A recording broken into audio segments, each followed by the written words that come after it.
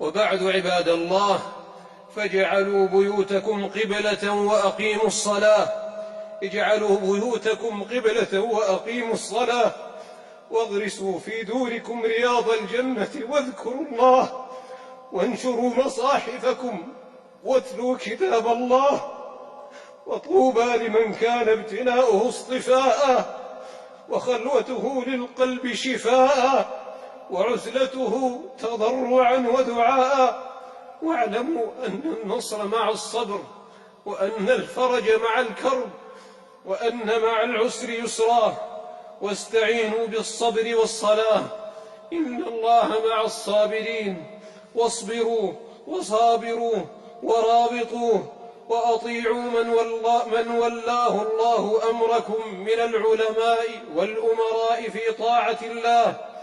والناس فيما نحن فيه قتلا وإفسادا وإحياء وإسعادا صنفان: أهل تكتم على الداء وخلطة للأصحاء ونشر للوباء فويل للمجرمين.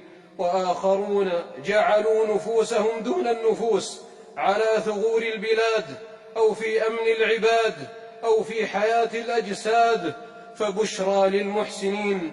من قتل نفسا بغير نفس أو فساد في الأرض فكأنما قتل الناس جميعا ومن أحياها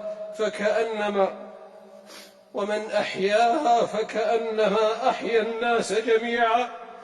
ولا تكونوا عجلا في كل أمر مذايع في كل هيعة بذرا في كل فتنة ولا أقماع القول الذين يسمعون ولا يهتدون.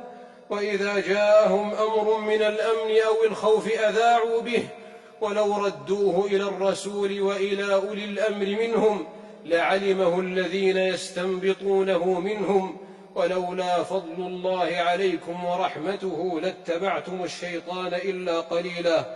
قال الله تبارك وتعالى: ما أصاب من مصيبة إلا بإذن الله ومن يؤمن بالله يهد قلبه والله بكل شيء عليم.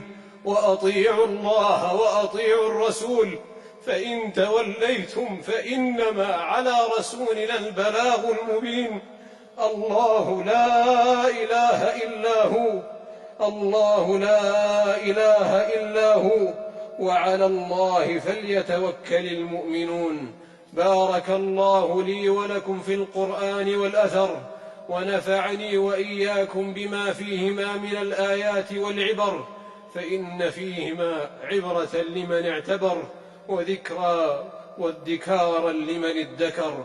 أقول قولي هذا وأستغفر الله العظيم لي ولكم واستغفروا ربكم ثم توبوا إليه يمتعكم متاعا حسنا إلى أجل مسمى ويؤتي كل ذي فضل فضله وإن تولوا فإني أخاف عليكم عذاب يوم كبير. يا قوم استغفروا ربكم ثم توبوا إليه يرسل السماء عليكم مدرارا ويزدكم قوة إلى قوتكم ولا تتولوا مجرمين.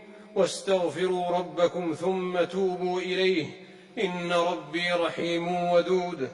وما كان الله ليعذبهم وأنت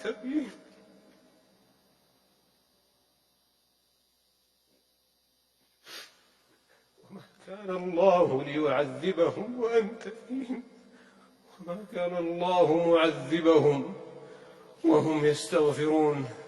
فاستغفروا الله إنه هو الغفور الرحيم.